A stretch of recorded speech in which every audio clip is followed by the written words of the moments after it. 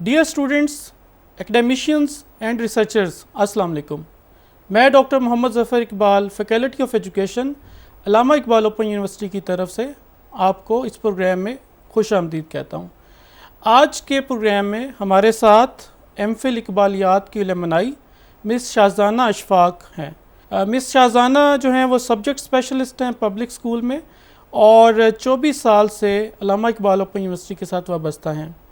آپ نے be add یہاں سے کیا، ایم ایڈ کیا، ایم فل اقبالیات میں کیا، اور مختلف لیولز پہ وہ علامہ اقبال اوپن یونیورسٹی کی ٹیوٹر ہیں۔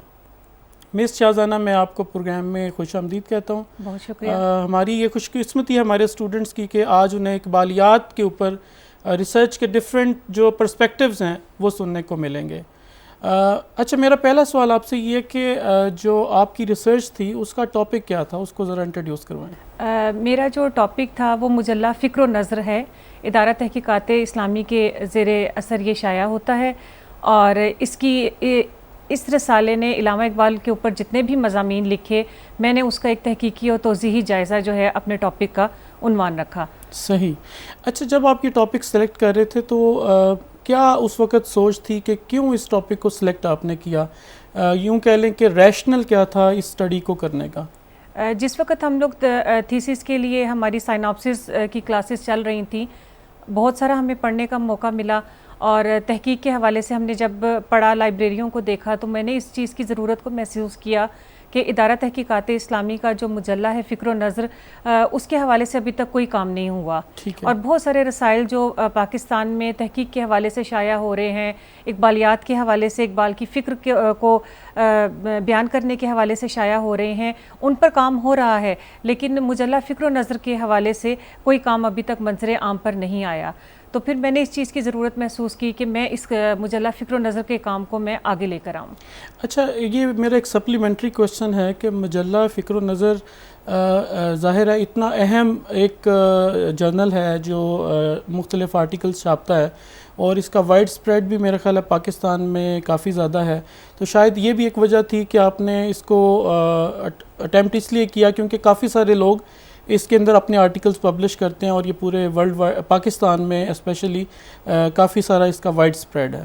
جی بالکل، ایک وجہ تو یہ تھی، لیکن جو دوسری وجہ تھی وہ میری خاص طور پر علامہ اقبال سے جو الفت، عقیدت اور محبت تھی، وہ اس کی بنیاد بنی۔ کیونکہ قیام پاکستان سے پہلے ہی علامہ اقبال کی یہ خواہش تھی کہ مسلمانوں کے لیے ایک اسلامی ریاست کا جو قیام ہے وہ عمل میں لایا جائے، اور پھر جس وقت وہ ریاست کا قیام عمل میں آ جائے تو اس کے بعد پھر اسلامی فکر کی صحیح اساس لوگوں کے اندر پیدا کرنے کے لیے ایک ایسا ادارہ قائم کیا جائے جو نوزائیدہ مملکت میں اسلامی فکر کی تشکیل نو کے لیے اپنا کام کرے۔ صحیح ہے۔ تو اس سلسلے میں علامہ اقبال کی ابو العلا مودودی صاحب سے بھی ملاقات ہوئی، اور پٹھان کوٹ میں دونوں نے تقریباً 6 ماہ کا عرصہ جو ہے وہ گزارا۔ صحیح ہے۔ اور پھر علامہ اقبال کی زندگی نے وفا نہ کی۔ 1947 میں جب پاکستان بن گیا تو پھر علامہ اقبال کے اس خواب کو تکمیل پر پہنچانے کے لیے ارباب اختیار نے جو ہے اپنی کاوشیں شروع کی، تو 1956 کے آئین میں پھر اس ادارے کے قیام کی جو منظوری جو ہے وہ عمل میں آئی، اور باقاعدہ طور پر 1963 میں ادارہ تحقیقات اسلامی کے زیر اثر مجلہ فکر و نظر نے اپنا کام کرنا شروع کر دیا تھا۔ ماشاءاللہ، یہ تو پھر کافی ایک ہسٹری ہے اس مجلے کی، ظاہر ہے اتنے عرصے سے یہ چھپ رہا ہے۔ جی بالکل، تو میرے ذہن میں سب سے پہلے یہ چیز آئی تھی کہ علامہ اقبال نے اسلامی ریاست کا خواب نہ صرف دیا بلکہ اسلامی فکر جو ہے وہ لوگوں کے اندر پیدا کرنے کے لیے انہوں نے اس بات پر بھی زور دیا کہ لوگوں کے اندر صحیح اسلامی شعور جو ہے اسلامی ریاست کے حوالے سے وہ بھی پیدا کیا جائے۔ تو اس ضمن میں میں نے اپنے جو تھیسس ہے میرا، اس میں نے 3 ادوار میں اس کو تقسیم کر دیا۔ تو جو پہلا دور ہے اس میں تقریباً 76 کے قریب جو ہمارے بہترین قسم کے محققین ہیں ان کے آرٹیکلز اس میں شائع ہوئے ہیں، اور اقبال کے بہت سارے تصورات کو وہ سامنے لے کر آئے ہیں۔ تو تحقیق کرنے والوں کے لیے نئی نئی راہیں بھی کھلتی ہیں اس طرح اس کے ساتھ اس کو پڑھنے سے، اور اس کے ساتھ ساتھ یہ بھی ہے کہ اسلامی فکر کی صحیح جو عکاسی ہے وہ بھی ہمارے سامنے آتی ہے۔ ٹھیک ہو گیا۔ اچھا، اب آپ یہ بتائیے گا کہ اسٹوڈنٹس کے لیے کہ اس جو ریسرچ کے آبجیکٹیوز کیا تھے، جو میجر آبجیکٹیوز ہیں وہ اسٹوڈنٹس کے ساتھ شیئر کر دیں۔ میجر آبجیکٹیوز میرے یہی تھے کہ مجلے کو کام کو آگے لے کر آنا، ٹھیک ہے کہ آلریڈی کیا پبلشڈ ہوا ہے، بالکل وہ آپ نے اسٹوڈنٹس کو بتانا تھا کہ اس ریسرچ کے تھرو کہ کیا کیا اس میں پبلش ہوا ہے. بالکل. اور تقریباً 100+ کے قریب جو ہے آرٹیکلس تھے جو شائع ہوئے تھے، ان کو منظر عام پر لے کر آنا اور پھر اقبال شناسوں کے لیے ایک نیا رستہ کھولنا کہ یہ مجلہ بھی ہے، ہم نے یہاں تک کام کر لیا، اس سے آگے کا کام اب آپ نے کرنا ہے. اچھا، آپ نے کون سا میتھڈ یا پروسیجر اڈاپٹ کیا اس ریسرچ کو کرنے کا؟ اس ریسرچ کو کرنے کے لیے میں نے پہلے آرٹیکلس لیے، ان کا میں نے خلاصہ جو ہے سمری پہلے وہ تیار کی، اور پھر اس سمری کے اوپر میں نے تحقیقی اور توضیحی جائزہ ہر آرٹیکل کے اوپر سیپریٹ میں نے جو ہے وہ تیار کیا، اور اس طرح پھر میرا جو مقالہ ہے وہ تکمیل تک پہنچا. یہ ڈسکرپٹیو سارٹ آف اسٹڈی تھی، کوالٹیٹیو سارٹ آف اسٹڈی تھی، اس کو کیا کہیں گے آپ؟ کیا یہ بیانیہ تحقیق ڈسکرپٹیو. اوکے، یہ بیانیہ تحقیق تھی جس میں آپ نے ایک جو شمارے آلریڈی چھپے ہوئے تھے ان کے سارے شماروں کو لیا اور پھر آپ نے اس کے تمام جو آرٹیکل پبلش تھے ان کی سمری بنائی، پھر ان کے اوپر آپ نے تنقیدی جائزہ لیا. جی بالکل. ٹھیک ہے. اچھا، اس کے علاوہ آپ نے یہ جو آرٹیکلز وغیرہ یہ آپ نے کہاں سے اکٹھے کی؟ ڈیٹا کیسے کلیکٹ کیا؟ ڈیٹا کلیکشن کے لیے میں نے سب سے پہلے علامہ اقبال اوپن یونیورسٹی کی جو اپنی ہماری لائبریری ہے یہاں پہ بھی جو ہے میں نے یہاں سے ڈیٹا کلیکٹ کیا. پھر اس کے ساتھ ساتھ میں ادارہ تحقیقات اسلامی کی ڈاکٹر حمید اللہ خان لائبریری میں گئی، اور وہاں پہ جو رسالے کے مدیر ہیں سید متین احمد شاہ صاحب، انہوں نے میری بہت مدد کی، اور آن لائن ڈیجیٹل لائبریری سے کیسے مواد نکالا جاتا ہے اس سلسلے میں بھی انہوں نے میری بڑی ہیلپ کی. تو پھر تین جگہ میری جو ہے بنیادی طور پر بنتی ہیں. سب سے پہلے اپنی علامہ اقبال اوپن یونیورسٹی، اس کے بعد ڈاکٹر حمید اللہ خان لائبریری، اور آن لائن ڈیجیٹل لائبریری سے میں نے استفادہ کیا. ٹھیک ہے. اچھا، یہ آپ نے ٹوٹل جتنے بھی یہ مختلف جگہوں سے آپ نے کیے، آپ نے رسالے ہارڈ فارم میں لیے، سافٹ فارم میں لیے، اور کتنے تھے کم از کم؟ رسالے تو تقریباً میرے تھے 110 سے زیادہ تھے رسالے. ٹھیک ہے. 110 سے زیادہ رسالے تھے جو پبلش تھے، ان سے آپ نے جتنے بھی علامہ اقبال کے حوالے سے کام ہوا تھا وہ میں نے پھر وہاں سے علیحدہ کر لیا. صحیح. اچھا، اب آپ کے پاس فرض کر لیں آپ نے رسالے لے لیے، ان کے علامہ اقبال سے ریلیٹڈ جتنے بھی آرٹیکل پبلش تھے وہ آپ نے سیپریٹ کر لیے. اب فردر جو آپ نے انالیسس کیا، جو آپ نے اس کو تھارولی دیکھا اور اپنا تجزیہ دیا، وہ کیسے دیا؟ اس میں کیا پروسیس اڈاپٹ کیا؟ اس میں بھی سر میں نے پھر اس میں تھوڑا سا تنقیدی انداز جو تھا اس کو میں ساتھ لے کر چلی. سب سے پہلے تو میں نے تجزیے میں یہ چیز شامل کی کہ ایک ایسا مجلہ جو اقبال کے تصورات کی عکاسی کرتا ہے، اس میں علامہ اقبال کے حوالے سے کام کیوں کم ہو گیا ہے.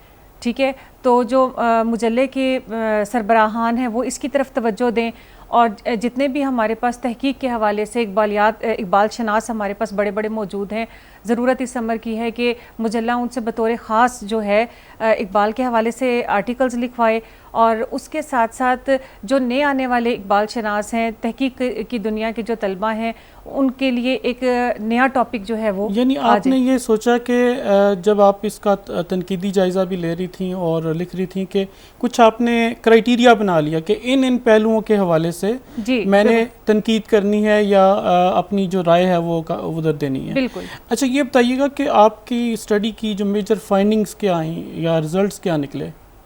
سر اس پہ جو یہ تھا کہ اقبال کے حوالے سے مواد، اور بحیثیت استاد جو ہے اقبال کے بہت سارے تصورات جو آپ زمانہ طالب علمی میں جب ہم پڑھتے ہیں تو وہ وقت گزرنے کے ساتھ ساتھ ذہن سے بھی نکل جاتے ہیں، تو ایک سے دوبارہ سے وہ ریکال ہوئے. اور بہت ساری ایسی جہتیں تھیں جیسے اسلام کے حوالے سے، اقبال کے تصور عشق کے حوالے سے، تصور خودی کے حوالے سے، تصور فقر کے حوالے سے، طلبہ سے اقبال کیا چاہتے تھے. مین جو چیز ہے وہ مجھے بہت ہی مطلب جو ہے ان کی انسپائر ہوئی کہ وہ کیسے طلبہ چاہتے تھے، وہ کیسا معاشرہ چاہتے تھے. اور اگر اقبال کے حوالے سے اگر دیکھا جائے کہ تعلیم کے میدان میں اگر اقبال کی فکر کو ہم لوگ لے کر آ جائیں، اساتذہ اپنی ذمہ داریاں محسوس کر لیں کہ اقبال کی فکر کو ہم نے کیسے آگے لے کے چلنا ہے، تو ہمارے بچے میں ذاتی طور پر یہ سمجھتی ہوں کہ کسی سے بھی پیچھے نہیں ہو سکتے. ٹھیک ہے. تو میجر فائنڈنگز جو آپ کی آئیں، بیسیکلی آپ یہ بتانا چاہ رہی ہیں کہ جو اقبال کے حوالے سے مختلف پہلو ہیں جو ان کی فکر نظر تھی، وہ استاد ان کو لے کے چلے تو کافی سی بہتری آئے گی اور ٹیچنگ لرننگ پروسیس بہتر ہوگا. جی بالکل. اور ان آرٹیکلز کے اندر اقبال کی کون کون سی شخصیت کے پہلو یا تھاٹس کو جو ہے نا وہ ایکسپلور کیا گیا تھا یا لکھا گیا تھا؟ سب سے پہلے جو نوزائیدہ مملکت تھی، کہ اسلامی معاشرہ جو قیام میں آیا تو بہت سارے جو پہلو تھے جس میں اعتراضات جو ہے وہ اٹھ رہے تھے کہ جی اسلامی معاشرہ ہے، جیسے تصویر کا مسئلہ ہے کہ تصویر جی اسلامک پوائنٹ آف ویو سے جی وہ حلال ہے حرام ہے، اس حوالے سے بہت اچھے آرٹیکلز مجھے ملے. اقبال کا تصور اجتہاد، بہت ہی خوبصورت مطلب جو چیزیں تھیں مجھے وہاں پر ڈاکٹر فرمان فتح پوری، یہ ڈاکٹر رفیع الدین رفیقی صاحب جو تھے ان کے حوالے سے، ڈاکٹر گوہر نوشاہی کے آرٹیکلز تھے وہاں پر. تو وہاں پر اجتہاد کے حوالے سے بہت ہی ایک آپ کہہ لیں کہ اسلامی تعلیمات بھی تھیں اور دور حاضر کے مسائل کا اسلامی تعلیمات میں، اسلامی تعلیمات کی روشنی میں اس کا حل بھی بہت خوبصورت بتایا ہوا تھا. اچھا، بیسڈ آن یور فائنڈنگز، جو آپ کو فائنڈنگز ملی اس کی بیس پہ آپ کیا ریکمینڈ کرتی ہیں؟ فیوچر ریسرچ کے لیے بھی کیا ریکمینڈ کرتی ہیں، وہ ذرا بتائیے. فیوچر ریسرچ کے لیے یہی ہے کہ اقبال کے کام کو اقبال شناسوں کی یہ ذمہ داری بنتی ہے وہ آگے لے کر آئیں، اور جس وقت وہ آگے لے کر آئیں تو ہمارے پاس جو اقبالیات کے حوالے سے طلبہ آتے ہیں وہ زیادہ تر ٹیچنگ فیکلٹی سے وابستہ ہوتے ہیں، تو وہ پھر اب اقبال کے پیغام کو اپنی اس میں شامل بھی کریں اپنے درس و تدریس کے عمل میں، کہ نصاب سے ہٹ کے اقبال کی سوچ، اقبال کی فکر جب ہم اپنے طلباء کے اندر پیدا کر دیں گے، ان کی خودی کیسے بیدار ہوتی ہے یہ چیز ان کے اندر پیدا کر دیں گے، زندگی کیسے گزارنی ہے، کس راستے کی طرف انہوں نے چلنا ہے. ہمارے بچوں کو نہیں پتہ ہوتا، ہمارے بچوں کو یہ بھی نہیں پتہ ہوتا کہ ہم نے زندگی میں کیا بننا ہے آگے جا کے. ٹھیک ہے، تو مطلب ایک وہ جو رو چلتی جا رہی ہے نا، چلو تم ادھر کو ہوا ہو جدھر کی، اسی کو بچے آگے لے کے چلتے جا رہے ہیں. لیکن جب ہم کہتے ہیں کہ ہم ایک اسلامی معاشرے میں رہتے ہیں تو وہ فکر ہمیں اقبال کے کلام سے بڑی ہی خوبصورت انداز میں مل جاتی ہے. بالکل ٹھیک ہے. اچھا، میرا ایک پوائنٹ آف ویو یہ بھی تھا کہ ریسرچر جو نئے آنے والے ہیں اقبالیات کی فیلڈ میں، جو اقبال شناس بھی ہوں، اور وہ جیسے آپ نے 2017 تک کے میرے خیال سارے رسالے دیکھے ہیں، تو 2017 سے آگے 2022 تک بھی مزید پبلیکیشنز ہوگی ہوں گی.